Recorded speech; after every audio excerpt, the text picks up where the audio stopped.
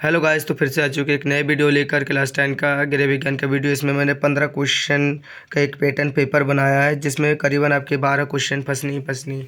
आइए चलते हैं पहले क्वेश्चन की तरफ। तो पहला क्वेश्चन हमारा है पारिवारिक बजट से आप क्या समझती हैं। यानी परिवार का जो बजट बनता है महीने का, पूरे महीने का राशन पानी खर्चा देकर, उस बजट के बारे में आप लोग क्या समझते हैं, इनके बारे में लिखना होगा। ठीक है। नंबर दूसरा क्वेश्चन, बचत का अर्थ स्पष्ट कीजिए तथा परिभाषित कीजिए। यानी बचत किसे कहते हैं। बचाना, बचत यानी अर्थ होता है बचाना, यानी बचत कैसे करते हैं उसको समझाना होगा या इसका परिभाषा देना होगा। ठीक है। और नंबर तीसरा क्वेश्चन है, बैंक की चेकबुक तथा पासबुक में क्या अंतर है। चेकबुक किसे कहते हैं देखो, और पासबुक किसे कहते हैं। इसमें ये लॉन्ग में भी पूछ लेता है, शॉर्ट में भी पूछ लेता है। तो चेकबुक किसे कहते हैं, जिसमें हम लोग पेन से लिख कर सीधा बैंक मैनेजर के पास देते हैं, वो सीधा हमें कैश देते हैं। और पासबुक में क्या होता है, पैसे जमा करके उसका विवरण इसमें होता है। ठीक है। अब आता है नंबर चौथा क्वेश्चन, 15 कुर्सियों का मूल्य 2625 रुपये है, तो 10 कुर्सी का मूल्य बताइए। यानी ये आपके 4 नंबर का ही, इसका एक साधारण ब्याज वाला भी सवाल आ सकता है, या इस टाइप का, ये 4 नंबर का होता है। आपको साधारण ब्याज वाला भी मिल सकता है और ये वाला भी सवाल मिल सकता है। नंबर 5वां क्वेश्चन हमारा है, जल का संगठन क्या है। शरीर एवं स्वास्थ्य के लिए जल का उपयोग स्पष्ट कीजिए। यानी जो शरीर और स्वास्थ्य के लिए जल हमारे शरीर के लिए क्यों उपयोगी, इसके बारे में लिखना होगा। ठीक है। जल संगठन कहते किसे हैं, इसके बारे में लिखना होगा। अब आता है नंबर 6वां क्वेश्चन, डायरिया, हैजा, पेचिस या अशुद्ध जल से फैलने वाले रोगों के बारे में लिखिए। यानी डायरिया किसे कहते हैं, हैजा किसे कहते हैं और पेचिस किसे कहते हैं। इन तीनों में से एक आ सकता है, या ये वाला क्वेश्चन पूछेगा, अशुद्ध जल से फैलने वाले रोगों के बारे में लिखिए या उसके बचाव के बारे में भी लिखिए। नंबर 7वां क्वेश्चन हमारा है, मानव जीवन पर पर्यावरण प्रदूषण के प्रभावों का उल्लेख कीजिए। यानी मानव जीवन पर पर्यावरण प्रभाव कैसे पड़ता है, कैसे पर्यावरण हमारे जीवन पर प्रभाव डालता है। ठीक है। पर्यावरण का अर्थ यानी परिभाषा भी पूछ सकता है आपसे। ठीक है। अब आता है नंबर 8वां क्वेश्चन, संक्रमण रोग किसे कहते हैं। मलेरिया रोग फैलाने के कारण, लक्षण और बचाव के उपाय, विषाक्त भोजन। यानी संक्रमण रोग किसे कहते हैं। संक्रमण रोग उसे कहते हैं जिसमें व्यक्ति को, किसी भी व्यक्ति को जैसे खांसी होता है, तो आप उसके संपर्क में जाते हैं, तो आपको कुछ दिनों बाद देखेंगे कि उसकी बैक्टीरिया आपके अंदर, अगर विषाक्त बैक्टीरिया आ जाती है तो आपको भी खांसी होने लगता है। ठीक है। अब आता है मलेरिया रोग, यानी मच्छर के काटने से होता है। इसके कारण, लक्षण और बचाव, और विषाक्त खाने यानी जो दूषित खाना होता है उसे खाने से हमें कौन कौन सी बीमारियां हो सकती है, इसके बारे में लिखना पड़ेगा। अब आता है नंबर 9वां क्वेश्चन, सिलाई किट से आप क्या समझती है। सिलाई किट में आवश्यक सामग्री की सूची एवं उनकी उपयोगिता लिखिए। सिलाई किट यानी सिलाई किट होता है मशीन का, तो मशीन में क्या क्या सामान होता है। सिलाई किट यानी एक बॉक्स होता है जिसमें मशीन के सारे सामान होते हैं। छोटी सुई होती है, बड़ी सुई, छोटी कैंची, बड़ी कैंची, पैमाना, चौक, मिल्टन चौक, उसके बाद फीता। इस सारे चीज़ों का आपको एक हेडिंग बनाना है, काले हेडिंग से लिखना है, और उसको उसके सामने नीले पेन से आपको उसके आंसर देने होते हैं।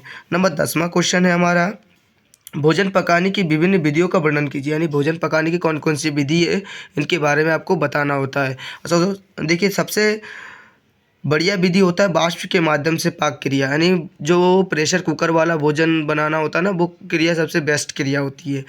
अब नंबर 11वां क्वेश्चन है, टाइफाइड के रोगी को रोग की अवधि में और स्वास्थ्य लाभ के समय किस प्रकार का भोजन देना चाहिए। यानी जो टाइफाइड वाला रोगी होता है उसके लिए कौन सा भोजन हमें देना चाहिए। तो देखिए, फल के बारे में आए तो फल तो हमारा कीवी फल हो गया, और भोजन हमें देना चाहिए जैसे प्रोटीन युक्त भोजन देना चाहिए टाइफाइड वाले व्यक्ति को, क्योंकि उनकी प्रतिरोधक क्षमता कम हो जाती है और प्लेटलेट्स गिर जाते हैं। अब आता है हमारा 12वां क्वेश्चन। 12वां क्वेश्चन है, अस्थि भंजन से आप क्या समझते हैं, स्पष्ट कीजिए। अस्थि भंजन किसे कहते हैं। अस्थि भंजन यानी हड्डी का टूट, हड्डी जैसे अगर टूट जाता है उसे अस्थि भंजन कहते हैं। ठीक है।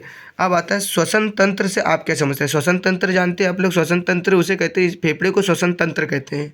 ये फेफड़ा जो होता है ये सांस लेने के लिए होता है, यही तंत्र है हमारा। तो श्वसन तंत्र के प्रमुख अंग, फेफड़ों की रचना तथा कार्य का चित्र सहित वर्णन कीजिए। तो प्रमुख अंग कौन कौन से होते हैं हमारे, देखो, एक मुंह हो गया, एक नाक हो गया, ठीक है। इन दोनों से हम सांस लेते हैं। और जो हमारा मेन तंत्र होता है वो होता है फेफड़ा, ठीक है। इनकी रचना, इनका कार्य चित्र सहित वर्णन करना होता है। ये लॉन्ग क्वेश्चन में ही पूछता है।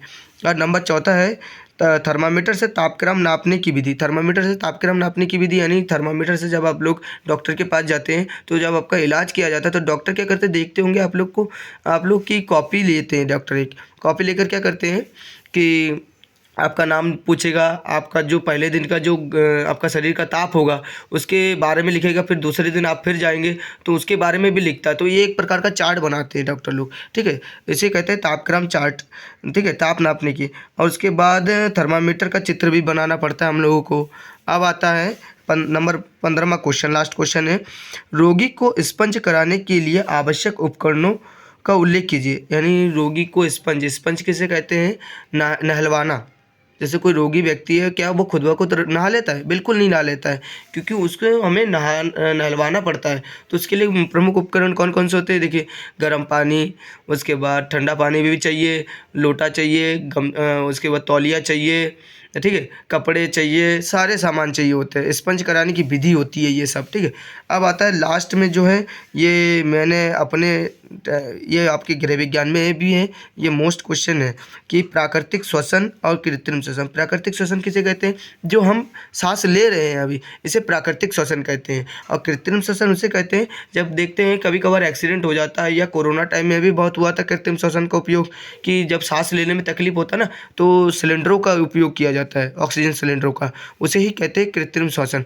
और प्राकृतिक श्वसन जो भगवान ने हमें दे रखा है, पेड़ पौधे हैं, ये इनसे तो हम सांस लेते हैं, इसे प्राकृतिक श्वसन कहते हैं। तो वीडियो अच्छा लगा तो सब्सक्राइब कीजिएगा और लाइक भी कर दीजिए। Thank you so much.